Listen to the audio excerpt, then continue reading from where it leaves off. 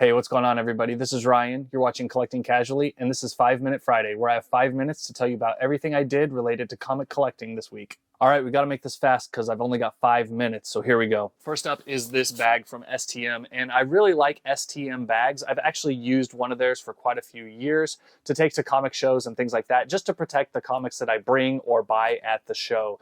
Now, that bag that I have right now is more of a satchel type, and it has a big flap that you have to open and close every time you want to get into it or close it up. So I really like this bag that I got here. It's actually made for laptops, but it has two pouches that work really well for storing and protecting your comics. It's got a smaller zip open one here on the front, so you can put just, some bagged and boarded comics up front with a little less protection.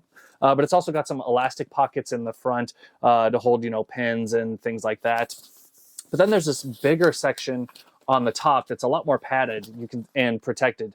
There's like a harder plastic shell to the back and the sides and the front. So the comics that you put inside this larger pouch are much more protected, and that includes both bagged and boarded comics as well as room for slabbed books. If you want more information about this bag or want to purchase one of your own, I'll have an Amazon affiliate link below. Speaking of slabbed books, I picked up this Real Heroes #1 Frank Cho signed variant in a CGCS 9.8 in a recent Whatnot sale from Bry's Comics.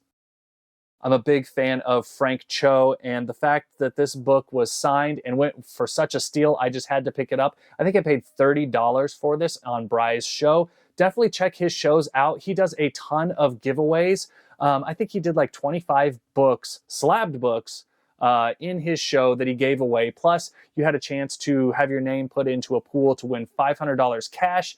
He had a lot of amazing books that he was selling and giving away. Definitely check him out on Whatnot and on YouTube. All right, the next comic I purchased was this WandaVision variant of Scarlet Witch #3. This is a David Nakayama variant, and I just loved the show WandaVision on Disney Plus when it was out. It's definitely one of my favorites. I know it does get some hate here and there, but I found the storyline and like the different genres of TV tropes and everything like that just to be really fun and exciting. David is one of the artists that I've really come to love over the last year or so. I don't know why he was flying under my radar, but ever since I found David Nakayama, follow him on Instagram, and I've been picking up every comic on New Comic Book Day that I can find with his art on the cover. Going back in time to the Silver Age brings us to this copy of X-Men #26 that I picked up from a local auction house. Now, this auction house has shown some really amazing books in the last few years that went for some pretty nice prices as well. And I was lucky enough to win the auction for this #26 here. It's in pretty decent shape, probably mid-grade for sure.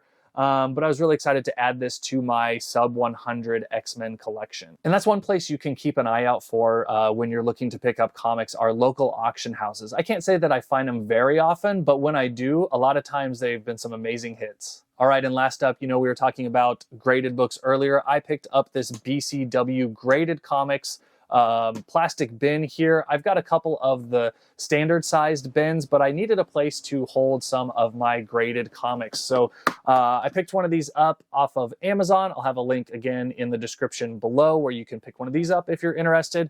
But it really helped me organize and kind of better protect and keep my graded books in one place. There's room for, I don't know, I've got 20 in here so far, and I'm guessing I can get at least another 10, a dozen, maybe 15. I haven't added it up quite yet. And it's also going to depend whether you got all CGC books, maybe you've got CBCS books, and maybe you've got a combination of them, So it'll kind of depend on what books you've got in there, as well as how many dividers you've used in the bin itself, because it'll come with one divider to kind of help you separate and store those books.